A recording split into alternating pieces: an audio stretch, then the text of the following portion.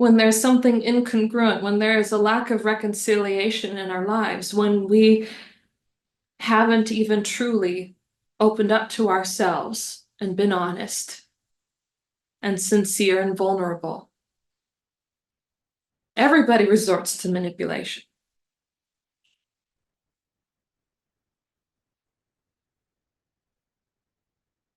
I don't care who you are. If you have not allowed yourself to be vulnerable, you have resorted to manipulation. Those two things go hand in hand with each other. To be sincere and to be vulnerable.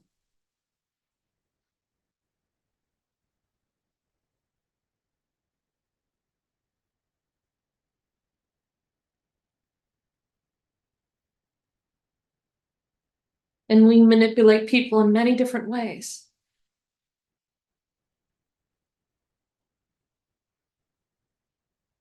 When we lack power in our lives, when we feel like we are the victims of circumstance and habits, when we feel like we have no control,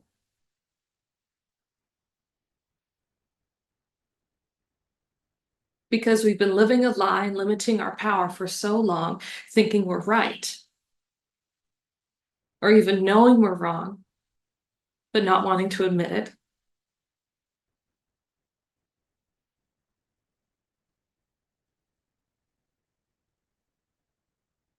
That we have no option. If you want something in this world, if you are in that state of being, in that state of mind, you have to force a manipulation on someone. There's not another choice in that situation. If you want to get something, those people who have not opened up to themselves.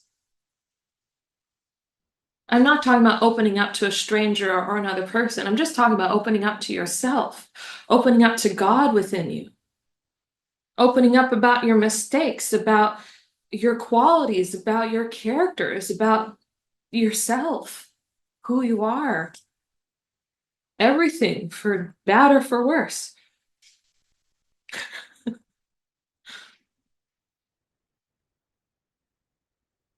Even the good. If we don't have a full assessment of everything that we are, how can we have the humility to accept of what God is? Remember, I said humility is seeing life exactly as it is. People have an ego, overinflated sense of what humility is. They think humility means putting yourself down to make your light shine dimmer.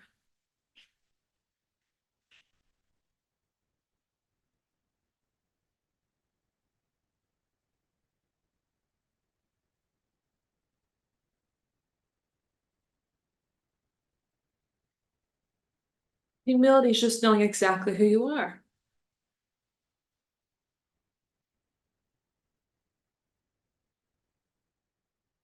No better, no worse.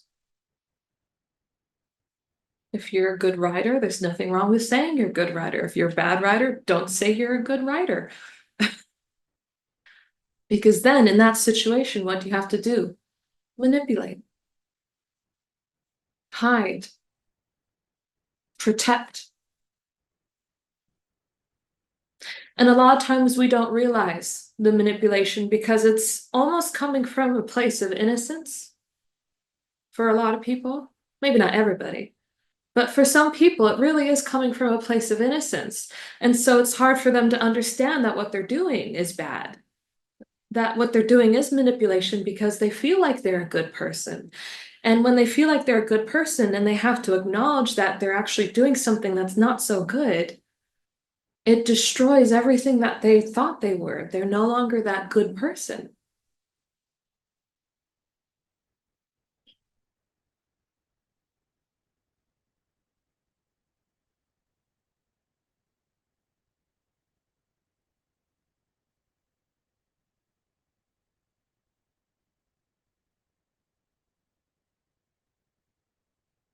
I think for me, the easiest answer for anybody who says, why am I not growing? Or why can't I seem to go the next point or the next step in my life? Why can't I reach enlightenment?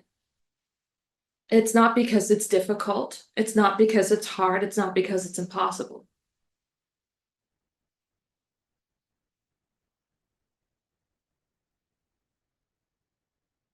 It's because you just don't want it.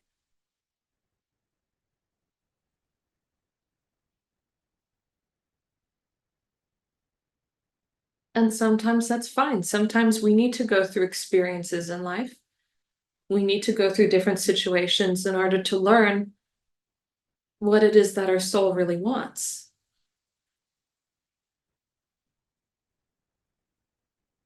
We seek out perfection in experiences. We want the perfect wedding day. We want the perfect experience, this perfect spiritual experience. We want the perfect relationship. We want the perfect everything. And we're not realizing that that perfection is the soul's longing for that divine perfection.